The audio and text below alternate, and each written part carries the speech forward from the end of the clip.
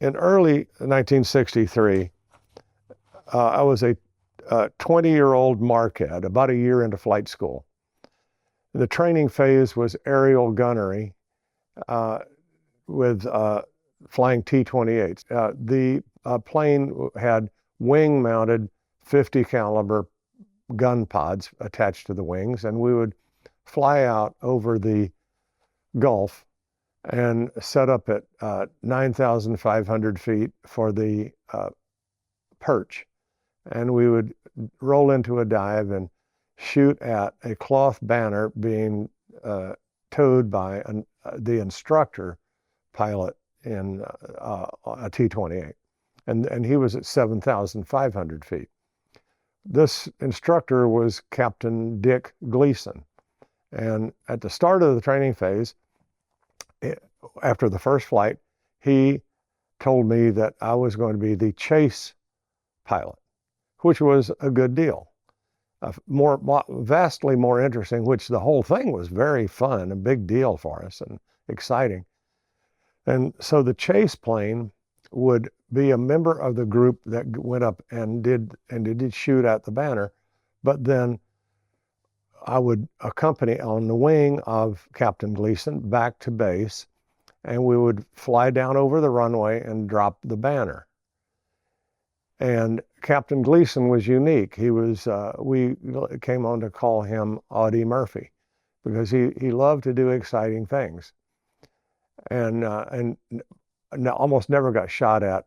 Anyway, Captain Gleason would lead the two-plane flight, me as the wingman, over the base several times. We'd fly over the officers' club, all of the officers' quarters, the cadet barracks, everything that he wanted to do at about 200 knots indicated.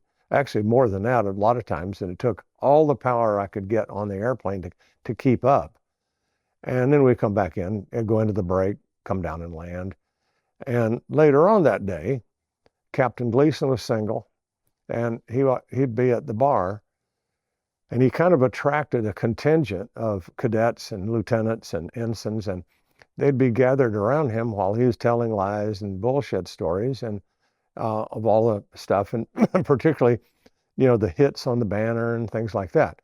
And then we were very amused by him because he'd drive back out to the beach where he lived in a convertible. And we were all living the dream then. And later on then, about 2 years later, I get to the squadron at Vietnam, 364, and Captain Gleason, who soon, not too long from there, made major while we were in Vietnam, but he was my check pilot there.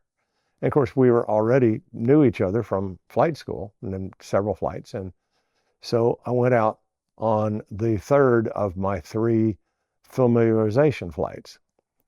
And it had gone very smoothly until we were returning to base. And Captain Gleason always kept the tactical channel, which you weren't required to do it, and it was a busy channel.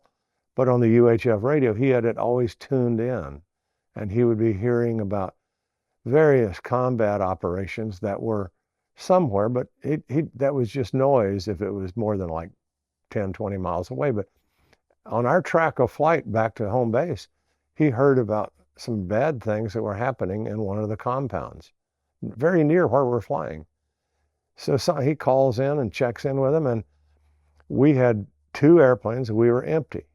And so we flew down to that compound, and not knowing exactly what's going on, but turns out the group executive officer, who was a bird colonel, and some ARVNs, and I don't know exactly the makeup, but he had flown in there in a Huey, and it had, on takeoff, it had hit the tail rotor into a palm tree.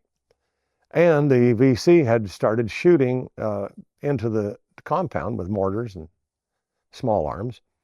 And so an evacuation had to be done, but from where we landed to get those people into our planes, the crew chiefs had to go out and hack through the big bamboos that were set up as the protective fences.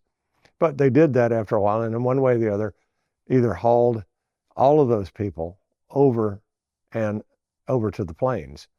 We got them into our aircraft, loaded up, but wanted to get out of there because we were taking fire. And I was flying the airplane, which was the thing for a check flight. And I was a high time aircraft commander, but I'm in the left seat. And I brought on all the power that the engine had, and I was breaking ground about maybe a half inch or an inch, but it wasn't, you couldn't take off with that much. You needed to have more power. So Captain Gleason said, I'll take it. And he takes the airplane. He's on the right side. He looks around to the right of the airplane in the back. He brings the power in and some right rudder, which gives you power. And slowly, but ever so slowly, we make the right turn. And as we come out of the right turn, we're at a safe speed called transitional lift. And we're climbing away, but not before we blew through a couple of chicken coops and guava bushes. But we got out of there, flew everybody back, but the airplane felt funny. It was the center of gravity was not correct, and it was from what we counted, we should have been able to take off easier. So we didn't know the reason exactly, but we're on flight, got back to Keha, and as we're unloading, there's two uniformed ARVN troops crawl out of the very tail end of the airplane, which is the radio compartment, and their total weight was about 300 pounds, and that was the weight difference, and that load that far back causes a mild center of gravity problem. As in flight school, not much has changed. 10,000 miles and 3 years later, we ended up with Captain Gleason at the bar holding forth.